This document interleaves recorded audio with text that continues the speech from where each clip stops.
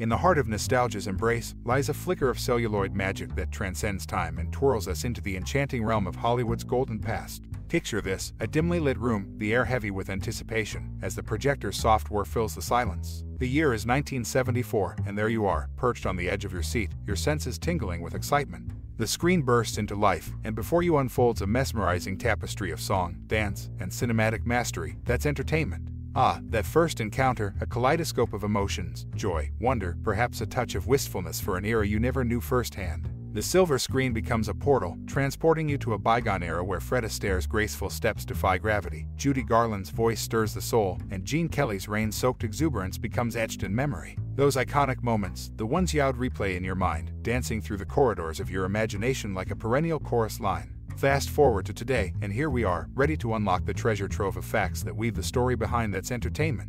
Did you know that the film was a cinematic love letter, celebrating Metro-Goldwyn-Mayer's glorious history? It was as if the past reached out, clasping hands with the present, inviting us all to marvel at the artistry, the talent, and the legacy. The anecdotes that brim like champagne bubbles, the behind-the-scenes tales that spotlight the dedication and passion of the creators, they are waiting for us to relish. So, as we step into the realm of random facts about this dazzling spectacle, remember that you're part of a continuum that bridges 1974 with today, your personal history with Hollywood's grand narrative. Get ready to unearth the gems that lie beneath the surface, waiting to shine anew. And now, without further ado, let's dive into the riveting universe of intriguing That's Entertainment. Trivia, where every tidbit is a breadcrumb leading us to a deeper appreciation of the magic that ignites the silver screen. That's Entertainment. Unveiled treasures from MGM's vault in 1974, a cinematic revelation took the world by storm, unveiling a treasure trove of long-forgotten silver screen gems. That's Entertainment not only celebrated the golden age of Hollywood but also resurrected a bygone era of film history. Notably, it marked a momentous occasion, the revival of pre-1936 MGM classics that had remained elusive to television audiences until then. The film ingeniously showcased clips from cinematic marvels like Free and Easy and The Hollywood Review of 1929, providing a nostalgic voyage through the annals of Hollywood's early days. For ardent fans, it was a rare glimpse of cinematic history, as many films, including beloved titles like Meet Me in St. Louis and An American in Paris, had only been viewable through worn-out, patched-together prints on late-night independent TV stations. The documentary's masterstroke, however, lay in its meticulous restoration and remastering of vintage footage for 70mm projection, a feat that left the original releases pale in comparison. The journey to resurrecting these cinematic relics was not without its share of intrigue. Norma Shearer, an iconic star from Hollywood's heyday, found herself at odds with the film's creators over her reaction shots to Clark Gable's rendition of Puttin' on the Ritz. Despite her plea to excise the shots, fate conspired otherwise, and her concerns remained captured on celluloid. Shearer's candid criticism to a senior MGM executive shed light on the complex dynamics of stardom and representation in the film industry. Meanwhile, the film's promotional materials featured the incongruous spectacle of Fred Astaire and Joan Crawford donning lederhosen for the number Let's Go Bavarian from Dancing Lady. This drastic departure from their established personas led to concerns that the performance might provoke unintended laughter. In a last-minute pivot, the number was swapped for the more conventionally attired Hey Ho. The gang's all here. The movie's meticulous curation did have its hiccups, with hints that some numbers suffered from crude edits, raising questions about the final release's authenticity. In retrospect, That's Entertainment illuminated the past with a newfound brilliance, offering a cinematic time capsule that juxtaposed Hollywood's history with its modern present. It was more than a documentary, it was an ode to the art form itself. A celebration of MGM's legacy, the film left an indelible mark on cinema history, showcasing both the glitz and the intricate mechanisms that powered the studio's iconic productions. In the grand tapestry of Hollywood history, That's Entertainment stands as a vibrant thread that united past and present, revealing the treasures of yesteryears to a new generation. That's Entertainment. A nostalgic glance at Hollywood's glamour in 1974, MGM Studios unveiled That's Entertainment. A dazzling compilation of Hollywood's golden moments, celebrating the timeless charm of classic films. This cinematic gem held a mirror to the past while bidding adieu to an era, captured within the confines of the studio's renowned backlot. The film, a delightful montage of song and dance, aimed to recapture the glitz and glamour of a bygone Hollywood age. One of the film's intriguing revelations involves the famed Good Morning number from Singin' in the Rain. Initially intended for Debbie Reynolds' hosting segment, the sequence was regrettably omitted in favor of Donald O'Connor's show-stopping Make 'Em Laugh. However, Good Morning found its second win 2 years later, resurfacing in That's Entertainment, Part 2, allowing audiences to finally savor this musical treasure. Remarkably, That's Entertainment marked Bing Crosby's final appearance on the silver screen, adding a touch of bittersweet nostalgia. As the spotlight shifted toward the illustrious past, the film inadvertently became a historic artifact itself. It stood as one of the last MGM productions filmed on the studio's iconic backlot, a place where dreams were crafted and legends were born. Yet, the very essence of time's passage was embodied in the backdrop.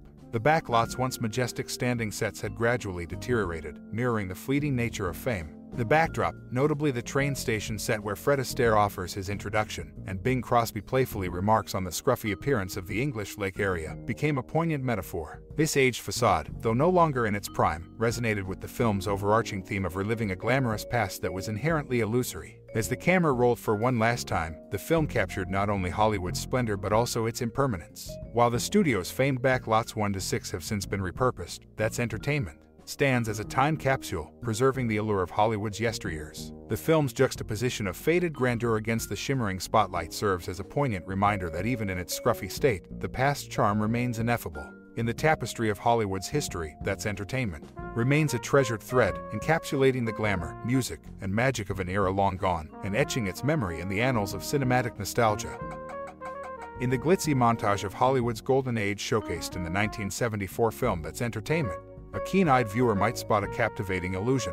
The film's Broadway melody sequence, a nostalgic nod to the 1929 classic, featured an applauding audience, or so it seemed. Unveiling a cinematic sleight of hand, the shot of the enthusiastic crowd was, in fact, plucked from the 1934 film The Cat and the Fiddle, a clever amalgamation of eras seamlessly stitched together to create an awe-inspiring time-traveling spectacle. Yet, amidst the charm of this grand retrospective, the film also harbored an enigma involving Elizabeth Taylor. The melody of Spring sequence, originally from the 1947 film Cynthia, showcased Taylor singing with a self-deprecating touch. Her playful commentary, "I was certainly no threat to Jane Powell or Judy Garland," as you'll see, raised questions about the authenticity of her vocal performance. The shroud of mystery lingers as to whether Taylor's voice was dubbed, an intriguing puzzle for cinephiles to unravel. The allure of That's Entertainment extended beyond the screen, echoing the societal pulse of its time. Marketed with the rallying cry, "Boy, do we need it now," the film beckoned audiences seeking refuge from the gritty realism of the new Hollywood era. In an epoch punctuated by the Vietnam War and the Watergate scandal, the movie offered a glimmering escapism, reminding viewers of the enchanting glamour that once graced the silver screen. In a tapestry woven with cinematic history, That's Entertainment not only celebrated the art of film but also became a mirror reflecting the yearnings and yearns of its contemporary audience. A symphony of artifice and authenticity, illusion and truth, all masterfully orchestrated by the magic of the silver screen. That's Entertainment, unveiling the glorious musical extravaganza in a groundbreaking stride for cinematic history. That's Entertainment emerged as the first MGM musical to dazzle audiences in high definition in 2010. Amid the fledgling days of Blu-ray and HD DVD, both formats vied for supremacy, but it was the former that clinched victory, relegating HD DVD editions to the realm of scarcity. What was once a contentious battle between these technologies now leaves cinephiles scrambling to uncover remnants of the elusive HD DVD copies. Bridging eras with seamless finesse, the original theatrical print of That's Entertainment followed a melodious trajectory. From the delightful harmonies of Well, Did You Ever? In High Society to the spirited exultation of Hallelujah. In Hit the Deck, the film embraced an enchanting cadence. Notably, the dulcet strains of True Love from the former were harmoniously interwoven into subsequent prints, enhancing the film's lyrical tapestry. Frank Sinatra's mellifluous narration itself underwent metamorphic evolution. Initially, his words playfully faded out with mention of Dennis Morgan in A Pretty Girl as like a melody from the great Ziegfeld. Yet, in later iterations, Sinatra's voice lingered, conjuring a vision of what the opulent spectacle might resemble if reimagined today. Solemnly preserved, the 1981 VHS, Beta, and Laserdisc releases remain the sole custodians of this embryonic cinematic incarnation. Unexpectedly, the film's quiet murmur snowballed into an industry crescendo. MCA Records, attuned to the zeitgeist, unfurled a lavish 2-record soundtrack, a treasure trove of oral gems. Its chart-topping ascent was fueled by timeless recordings hailing from the pre-1946 epoch, bestowing listeners with rare glimpses into a bygone musical era. Amid this auditory reverie, Henry Mancini's symphonic finesse made its presence felt, underscoring the film's enduring charm. In the annals of cinematic history, That's Entertainment orchestrates a harmonious union of past and present. From the high-definition reverberations of its debut to the evolving narration and the resounding success of its soundtrack, the film beckons us to revel in the symphony of time itself, as we bid adieu to this cinematic journey through the enchanting realm of that's entertainment.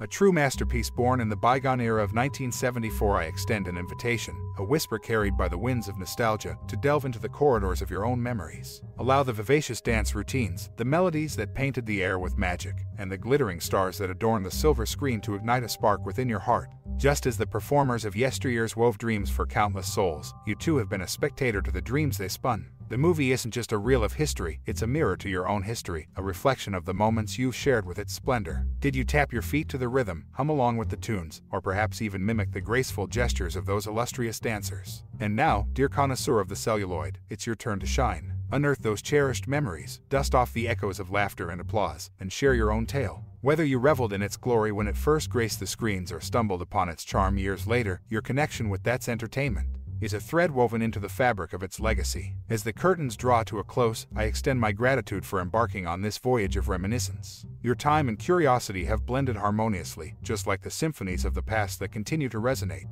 So, raise your metaphorical glass to the dream weavers, the stars, and the melodies that have left an indelible mark on our shared cinematic consciousness. Thank you for allowing me to accompany you on this exploration into the realm of that's entertainment. Your stories, your thoughts, and your memories enrich its narrative, transcending time. Until we embark on another journey through the realms of art and history, stay captivated, stay reflective, and stay ever connected to the magic of the silver screen. Warmly, your name.